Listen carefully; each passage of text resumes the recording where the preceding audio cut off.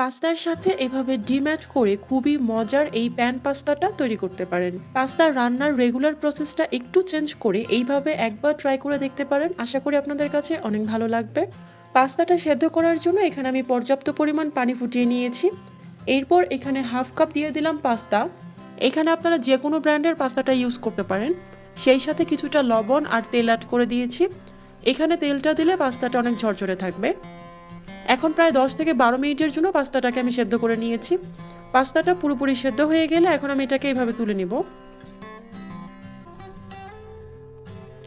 চুলায় প্যানে আমি 1 টেবিল চামচের মতো তেল অ্যাড করে দিলাম। এরপর এখানে 2 টেবিল চামচ অ্যাড করে দিচ্ছি পেঁয়াজ কুচি। তেলের সাথে পেঁয়াজটাকে হালকা একটু ভেজে নিব। পেঁয়াজটা যখন এরকম একটু নরম হয়ে যাবে তখন এখানে আমি 2 টেবিল চামচের মতো অ্যাড করে দিলাম পানি, কারণ এখন আমরা সসগুলো অ্যাড করব। 1/4 কাপ অ্যাড করে দিচ্ছি টমেটো সস।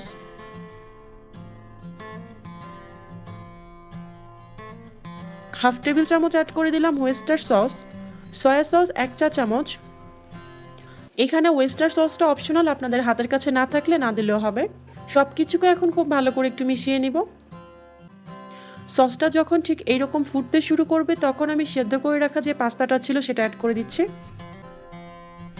স্প্যাচুলা দিয়ে সসের সাথে পাস্তাটাকে মিশিয়ে নিব। স্বাদ মতো কিছুটা লবণ অ্যাড করে দিলাম। সেই সাথে হাফ চা চামচের মতো দিয়ে দিচ্ছি কালো গোলমরিচ গুঁড়া।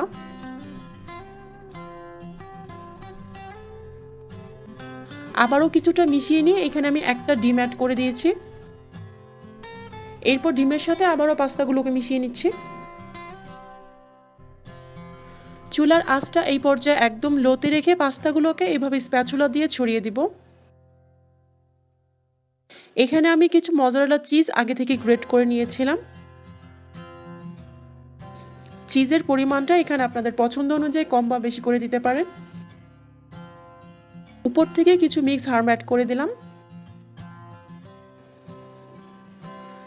এরপর চুলার আঁচ একদম লোতে করে ঢাকনা দিয়ে ঢেকে এটাকে 10 মিনিটের জন্য বেক করে নিব।